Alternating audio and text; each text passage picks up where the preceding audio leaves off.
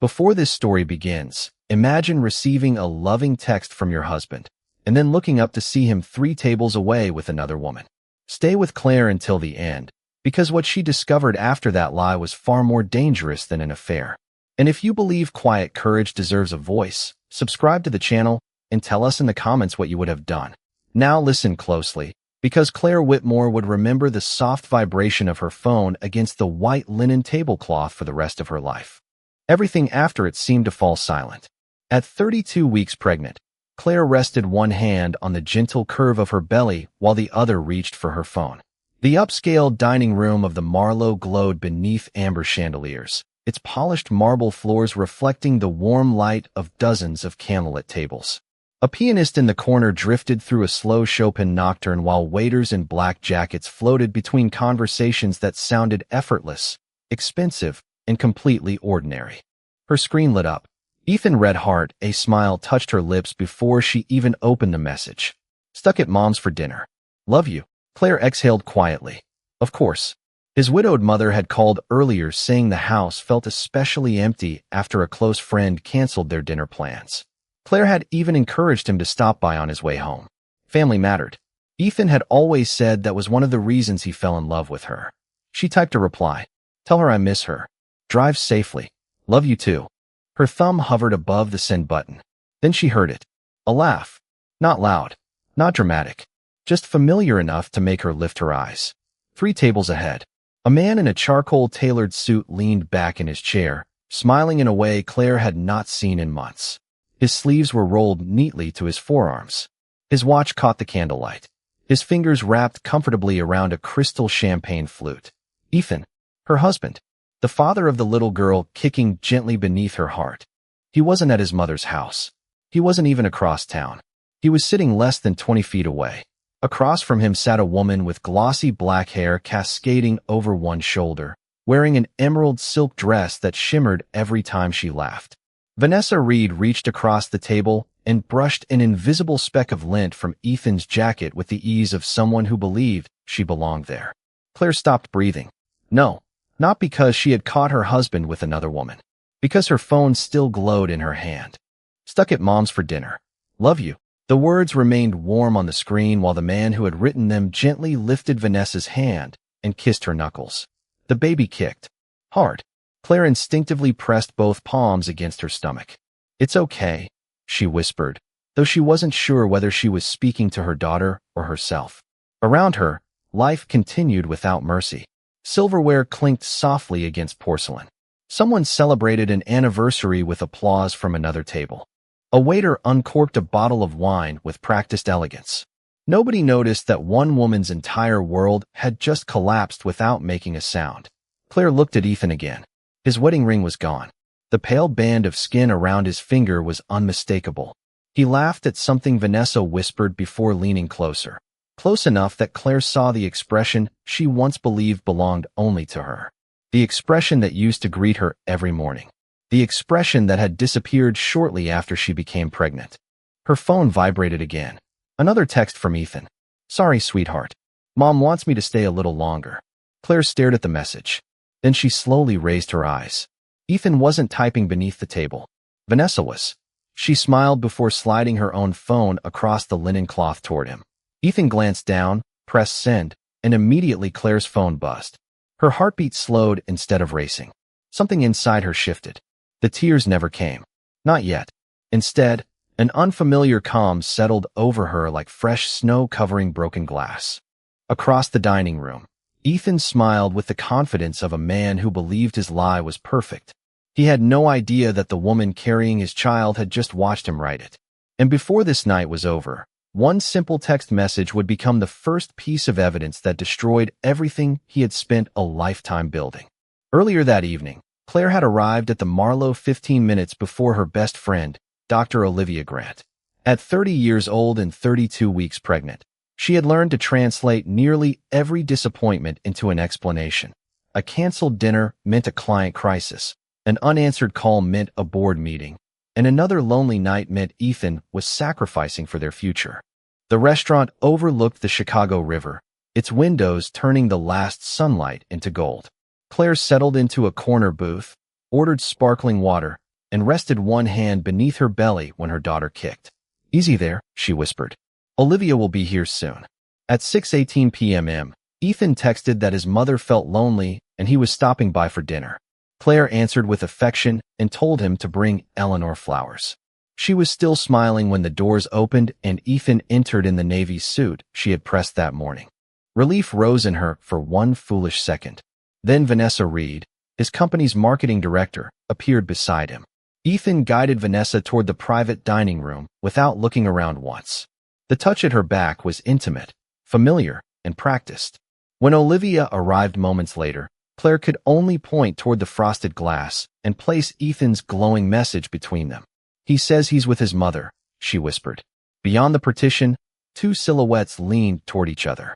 Olivia's expression changed. Claire's did not.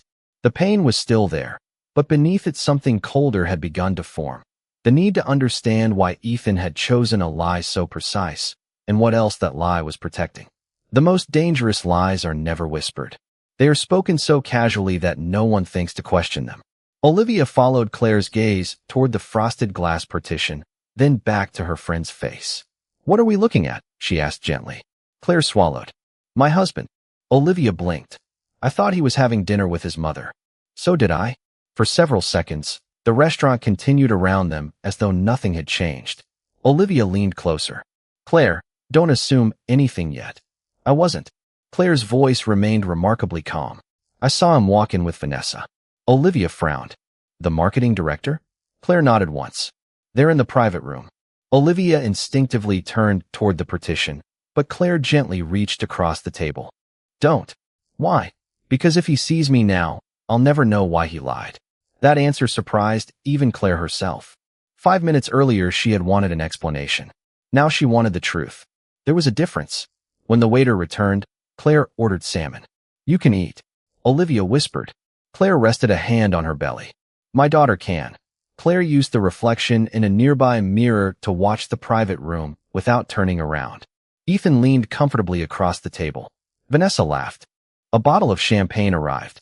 Claire frowned. "Champagne." Ethan never ordered champagne unless he was celebrating. Another waiter entered carrying a velvet jewelry tray. A waiter fastened a rose gold bracelet around Vanessa's wrist. Claire recognized it immediately. 3 weeks earlier, she had questioned a mysterious charge on their joint credit card. Nearly $12,000. Ethan had smiled without hesitation. It was a closing gift for an overseas investor. She had apologized for doubting him. Now the overseas investor was wearing the bracelet. Olivia quietly followed Claire's eyes. "Oh, Claire." Claire simply nodded. Still no tears. Only observation. Only facts. Only evidence. Then another movement caught her attention. The waiter closed the private dining room door completely, but not before Ethan's voice escaped into the main dining room. "After the baby." The door clicked shut. Claire froze. "After the baby?" She exchanged a quick glance with Olivia. Without saying a word, both women understood the same thing. They needed to hear more. Olivia discreetly reached for her phone. "I know one of the assistant managers here." Claire looked at her. "What are you thinking?" The hallway behind the private rooms connects to the restrooms. If they're speaking loudly enough. Claire hesitated. Every instinct told her to leave, but another question held her in place. "Let's move." They stood slowly, careful not to attract attention. Claire adjusted her maternity dress before taking one measured step after another toward the hallway lined with framed black and white photographs of old Chicago. Each footstep echoed softly against polished stone. The farther they walked from the crowded dining room, the quieter everything became. Only the muffled piano remained behind them. As they approached the corridor, voices drifted through the partially insulated wall.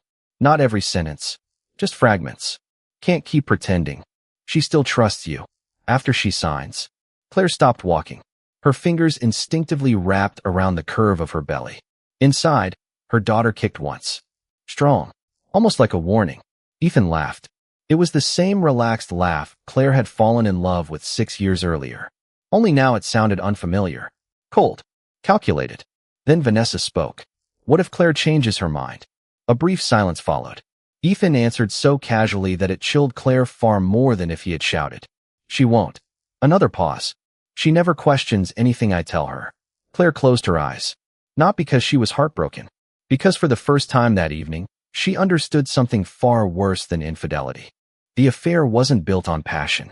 It was built on certainty. Ethan wasn't confident because Claire loved him. He was confident because he believed she would never stop believing his lies. And somewhere beyond that wall, another sentence began drifting through the silence. One that would reveal this dinner had never been about romance alone. Some people think revenge begins with anger. In reality, it begins the moment you decide to stay silent. Claire steadied herself against the hallway wall. The cool marble beneath her fingertips grounded her breathing. Behind the insulated door, voices continued rising and falling, muffled just enough to force every listener to pay closer attention. Olivia looked at her. "We should leave." Claire slowly shook her head. "No, you've heard enough. I've heard about the affair." Claire's blue eyes remained fixed on the door. "I haven't heard the reason." The affair explained betrayal. The motive would explain the danger. Another sentence drifted through the wall. Vanessa's voice this time. "She'll sign eventually." Claire frowned. "Sign what?" Ethan answered without hesitation.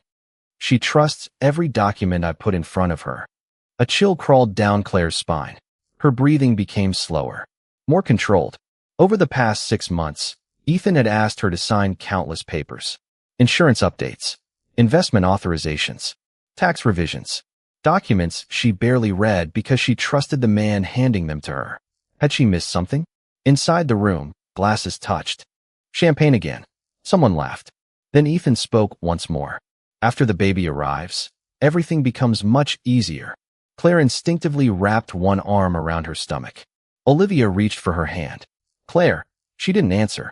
Recent pressure to update estate documents suddenly looked less ordinary. Another fragment escaped through the door. "Medical authorization." Claire's heartbeat stumbled. "Medical authorization?" Vanessa lowered her voice, but not enough. "What if she asks questions this time?" Ethan chuckled. "She's pregnant." Another pause. "She signs whatever I tell her to sign." Silence. Not outside. Inside Claire. The affair no longer felt like the greatest betrayal. It had become background noise. Something much darker had quietly stepped into its place. Olivia's expression changed. "We're leaving," she whispered firmly. Claire finally looked at her friend. "In a moment. You've heard enough. I've heard enough to know I need help, not enough to guess at the rest." Claire pulled out her phone, but she did not activate the recorder. Olivia, who understood how easily a private recording could create legal problems, stopped her with a small shake of the head. Instead, Claire opened a note and typed the time, the restaurant, the room number, and every phrase both women had personally heard.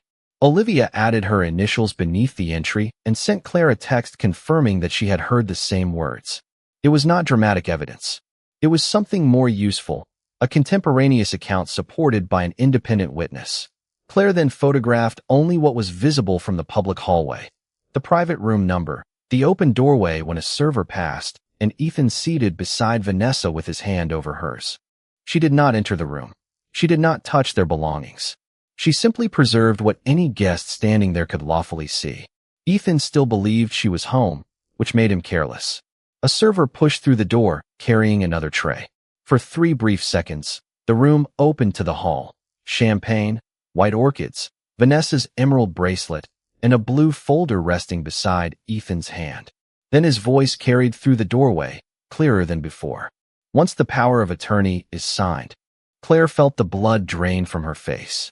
Power of attorney. Not insurance. Not taxes. Not routine paperwork. Legal authority. Control. Olivia stared at her in disbelief. "Did he just say?" Claire nodded once. She didn't trust herself to speak.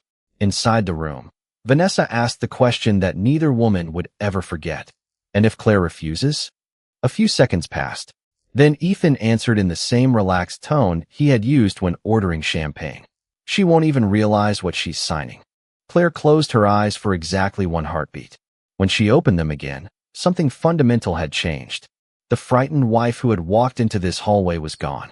In her place stood a woman who finally understood that the dinner 3 tables away had never been about romance.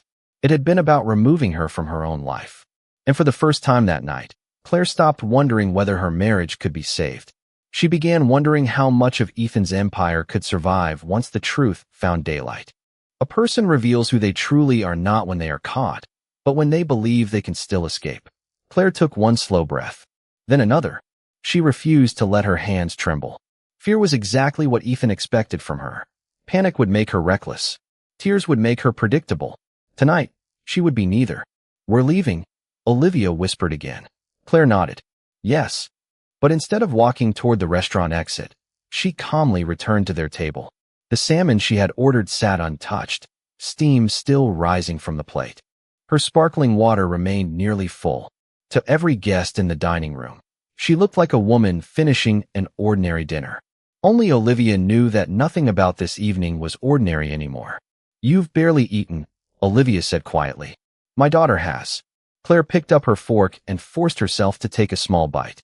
Not because she was hungry, because she refused to let Ethan's betrayal become the first memory her unborn child would inherit from this night. A few tables away, laughter erupted from a birthday celebration. Someone wheeled out a chocolate cake covered in candles. The room applauded. Claire stared at the flickering flames. 6 years ago, Ethan had surprised her with a birthday dinner in this very restaurant. He had knelt beside the table, slipped a diamond ring onto her finger, promised that no matter how successful he became, she would always be the center of his world. She finally understood something. Some promises didn't disappear. They simply moved to someone else. Her phone vibrated. Another message from Ethan. "Heading home soon. Save me a slice of that cheesecake you love." Claire read the words twice. Then she quietly took a screenshot. One more piece of evidence. One more lie attached to a precise timestamp. Olivia noticed. "You're documenting everything." Claire locked her phone. He lies so naturally that eventually he'll forget which lie he told. Before Olivia could answer, Daniel Brooks approached their table. He carried the check folder, but set it down without opening it. His voice remained discreet. "I reviewed the hallway cameras." Claire looked up, surprised. "So quickly, I wanted to make sure there hadn't been a disturbance." He hesitated carefully. "There wasn't." Another pause. "But the relevant camera footage and reservation records are preserved in the ordinary course of business." Claire understood immediately. He wasn't offering sympathy. He was quietly letting her know that the evidence existed. She gave him a grateful nod. "Thank you." Daniel offered a professional smile before lowering his voice one final time. "Our system backs up security footage automatically, and only our legal department can authorize its release." Claire felt her pulse slow. Off-site, meaning the footage couldn't simply disappear if someone tried to erase it. Ethan didn't know that. Daniel excused himself and walked away. Olivia leaned forward. "I think he knows."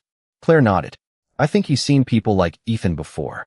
They stood together and slowly made their way toward the lobby. As Claire passed the private dining room one final time, the door suddenly opened. Ethan stepped into the hallway. He was still smiling, still adjusting the cuff of his tailored suit, still completely unaware. He never looked toward the lobby. Instead, he glanced down at his phone. Claire watched from behind a tall arrangement of white lilies. His thumbs moved quickly across the screen. Almost instantly, her own phone buzzed. "Leaving Mom's now. Can't wait to see you." Claire stared at the fresh message. Then she raised her eyes. 20 feet away, Ethan slid his phone back into his pocket and turned toward Vanessa with an affectionate grin before whispering something that made her laugh. He had just lied while standing in direct sight of the woman he was lying to. The confidence was astonishing. The arrogance was even greater. Claire quietly slipped the phone back into her purse. She didn't confront him. She didn't call his name. She simply watched him walk away with the certainty of a man who believed every door behind him had already been closed. He never noticed his wife leaving through the front entrance. He never noticed the security camera following his every step. And he never noticed that the woman climbing into Olivia's car was no longer trying to save her marriage. She was beginning to build the case that would destroy every lie he had ever told. By midnight, Claire realized she had lost her husband. But she had gained something infinitely more valuable. Time. The city lights streaked across the windshield as Olivia drove through downtown Chicago in complete silence. Neither woman reached for the radio. Neither woman tried to explain what had happened. Some nights were too heavy for conversation. Claire rested one hand over her daughter, feeling the gentle rhythm of tiny movements beneath her palm. "You saved me tonight," she whispered. Olivia glanced at her briefly. "No, you saved yourself." Claire looked out the passenger window. For years she had believed strength meant forgiving. Now she wondered if real strength meant finally seeing the truth. Her phone buzzed again. Ethan. Incoming call. She watched his smiling photo illuminate the screen. The same photograph taken during their anniversary trip to Napa Valley. The same smile that had convinced her she was the safest woman in the world. She let the phone ring, then stop. Almost immediately another message appeared. Miss you already. Hope you and the baby are resting. Claire took another screenshot. Timestamp. Location. Evidence. Nothing more. Olivia finally broke the silence. What happens now? Claire answered without hesitation. I don't tell him. Olivia looked surprised. You aren't confronting him? If I confront him tonight, he'll destroy every trail tomorrow. She gently locked her phone. But if he believes I know nothing, he'll keep making mistakes. Claire nodded. He already has. The car turned into Claire's quiet neighborhood. Large maple trees lined the streets, their branches swaying gently beneath the summer wind. Everything looked exactly as it had that morning. Only Claire had changed. When they pulled into the driveway, one black luxury SUV already sat outside the house. Ethan. He had arrived first. Claire stared at the familiar vehicle. He drives home from his mother's house pretty quickly. Olivia reached for her arm. You don't have to go inside. Yes. Claire smiled sadly. I do. She stepped out of the car and slowly walked toward the front door.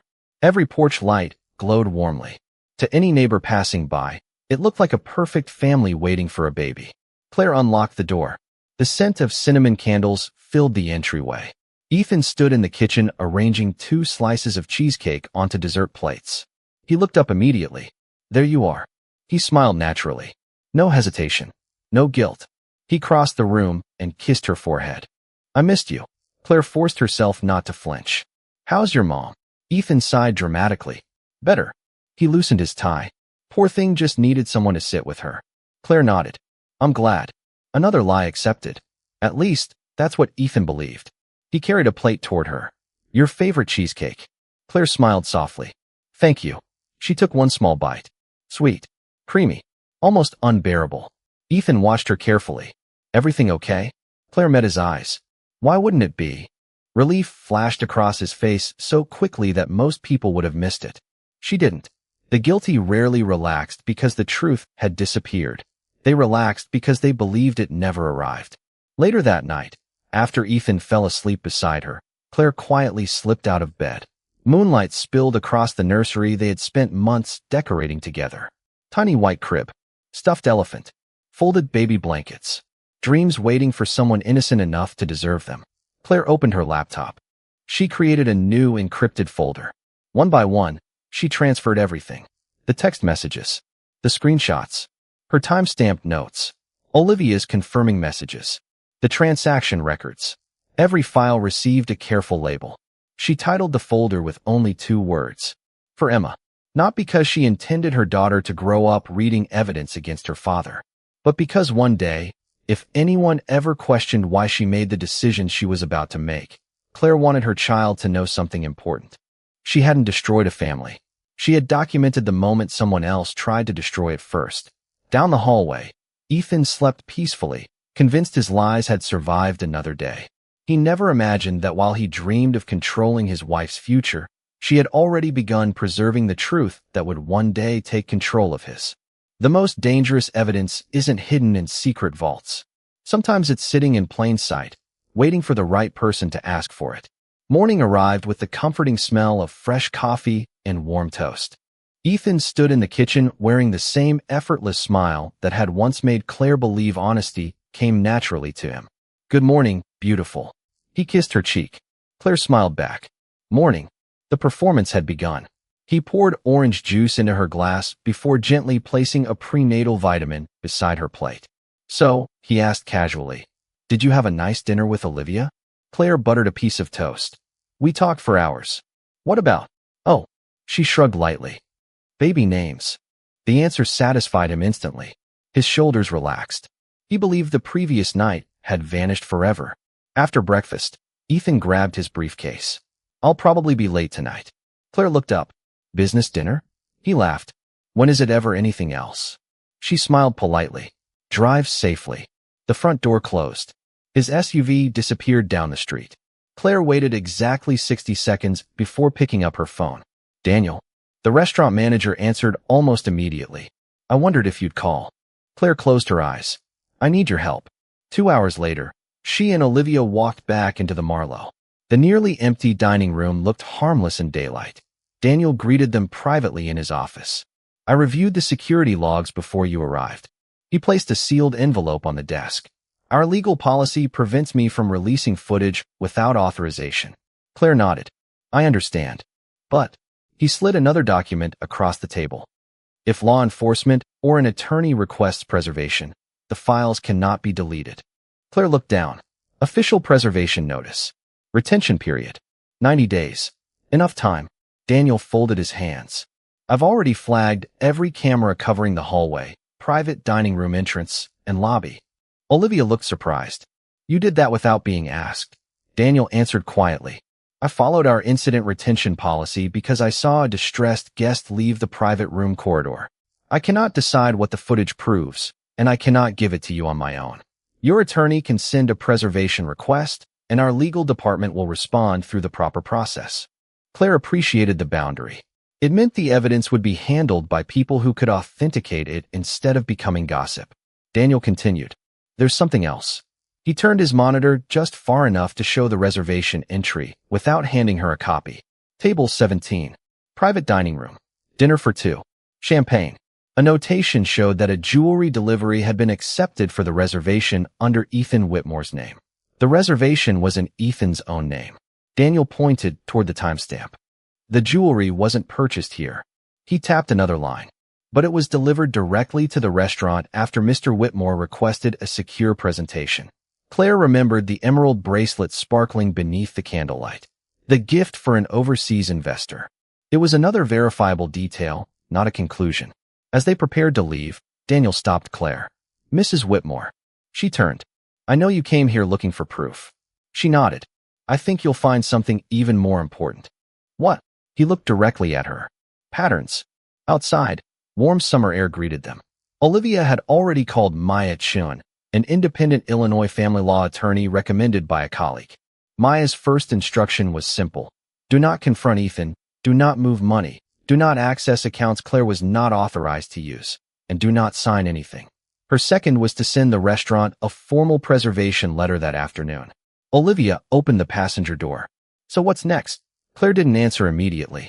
Instead, she unlocked her phone and opened the banking application linked to their joint accounts.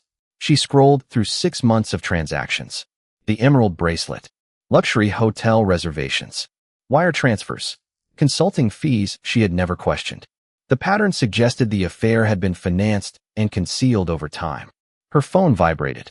A calendar reminder appeared automatically. Tomorrow, meeting with the Whitmore family estate attorney. Claire froze. She hadn't created that appointment. Ethan had. Then she remembered the words drifting through the restaurant wall. Once the power of attorney is signed. Slowly, she locked the screen. For the first time since discovering the affair, Claire wasn't thinking about the past. She was thinking about tomorrow.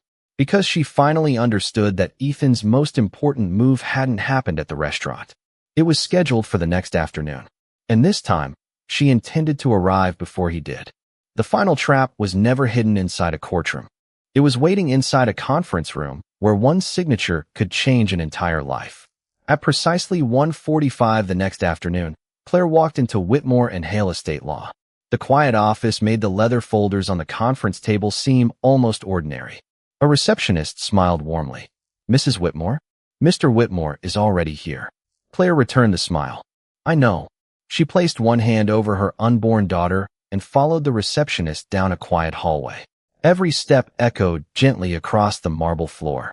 When the conference room door opened, Ethan stood immediately. There she is. His smile was warm and practiced. He kissed her cheek before pulling out a chair. You look beautiful. Claire thanked him with the same calm voice she had rehearsed all morning. Across the table sat Richard Hale, the family's longtime estate attorney. Stacks of neatly organized documents rested beside his laptop. Congratulations again on your growing family, he said pleasantly. This is simply a routine update to reflect your daughter's arrival. Routine. The very word Ethan had relied on for months. Richard opened the first folder. We've consolidated several authorizations for efficiency. Claire looked down. Medical directives. Financial administration. Investment authority. Then she saw it. Durable power of attorney. Exactly the phrase she had heard through the restaurant wall. She didn't react.